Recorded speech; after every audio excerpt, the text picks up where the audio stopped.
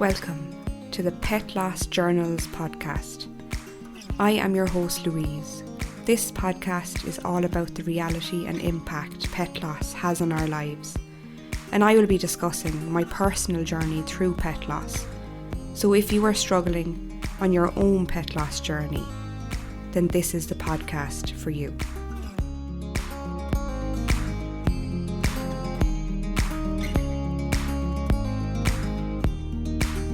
Welcome to episode 10.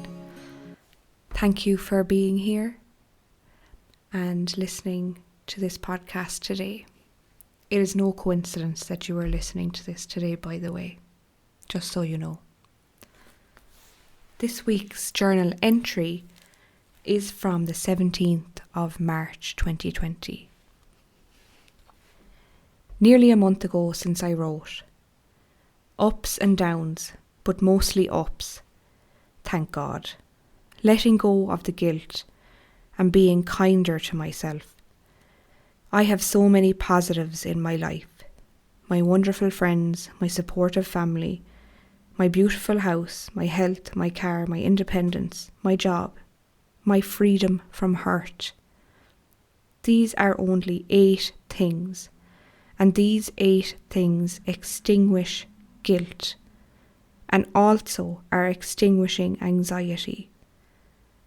I am changing my thought pattern. I am focusing on now and letting go of the residue of the past. I am letting my true path come true. Missing my angels every day. That is my journal entry from the 17th of March 2020. And I just want to highlight that this journal entry is a lot different to the other journal entries that you have heard, and you may agree. There was a month of a gap that I hadn't wrote in my journal. And I speak about ups and downs. This is so common when we're going through grief. When we're on that grief journey, this is so common. I thought that this was a really important journal entry to read out, because many of the other journal entries up to this point have been really raw, really intense, and I speak a lot about a lot of sad emotions, negative emotions. I don't like to call them negative because we can learn a lot from our emotions that we associate as being negative. But this week, I highlight 8 things that extinguish the guilt. We spoke about the guilt on last week's episode, and also extinguishing anxiety. I'm not saying that they're extinguished for good, but at this particular point in my life, on the 17th of March 2020, this is how I felt. I was feeling much more focused on changing my thought pattern around those negative kind of associations that I had associated previously with the word guilt. So you can see that I had done that work that I spoke about, maybe unknowns to myself, that I had spoke about from last week.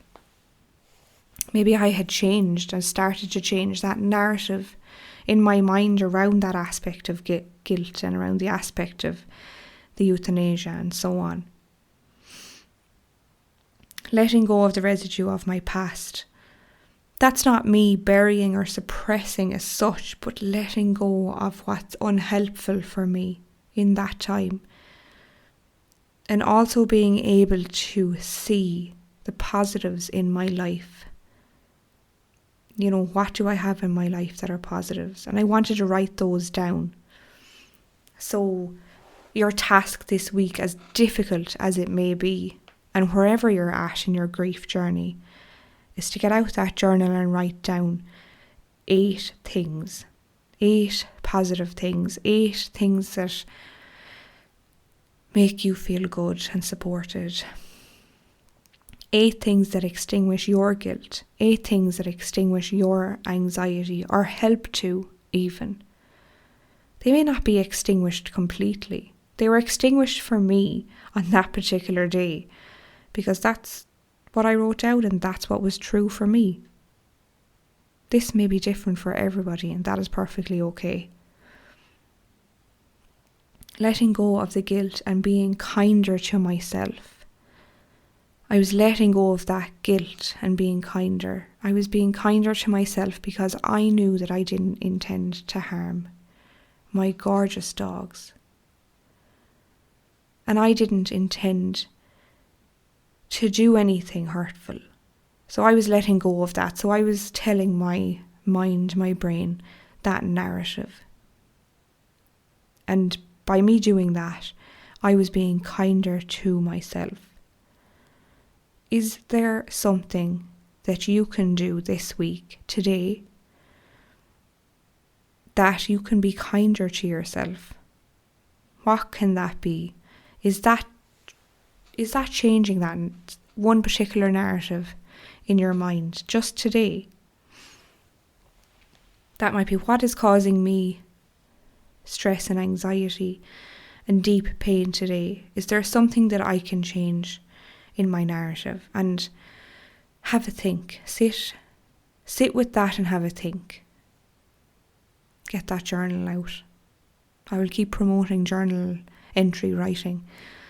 I will ask you to just write on a blank sheet of paper. Get a A4 page, anything. A bit of a sticky note, anything. It doesn't matter. It doesn't matter what it is.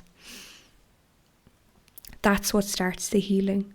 It really, really is. That's what starts it.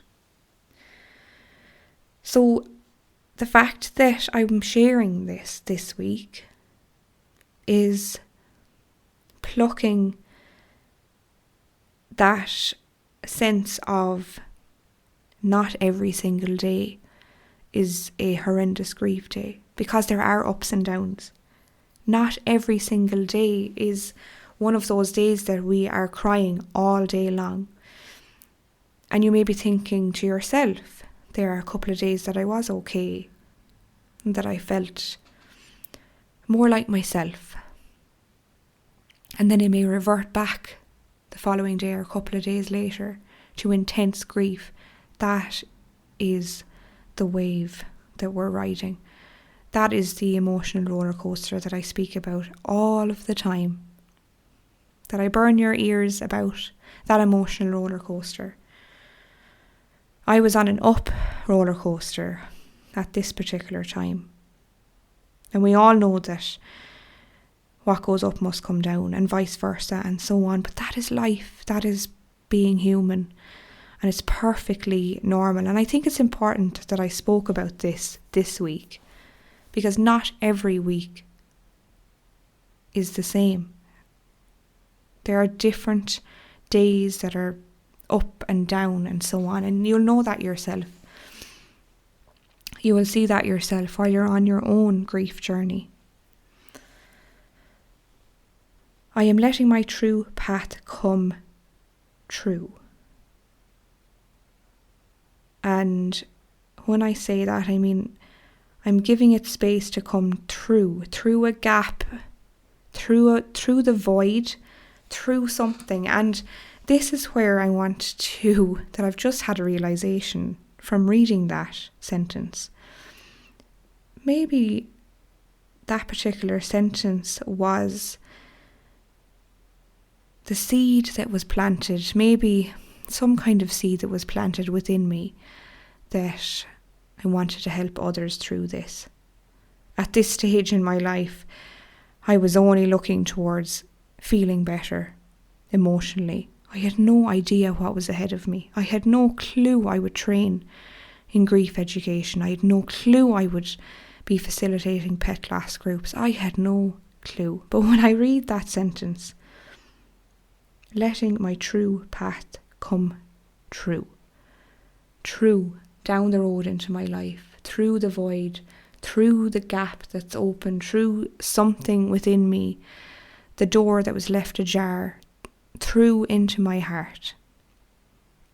If there is something that you're experiencing that's similar, that you want to open your heart to, that there's something that you've always wanted to do, or a place you've always wanted to go or visit, or something that maybe you've put on the long finger or thought, is this the right time? Listen to your gut and you'll know. That's what I'll say with that. So I did have a little realisation there. And I also hope that you can get that pen to paper and write out those 8 things right now that can extinguish that guilt that you feel around the death of your pet. Write them down. Even that in itself is telling your brain the positives that are in your life right now. Thank you for taking the time to listen to this week's episode. Remember, your pet loss grief is real and it is so valid. Please be gentle on yourself. Until next time, take care.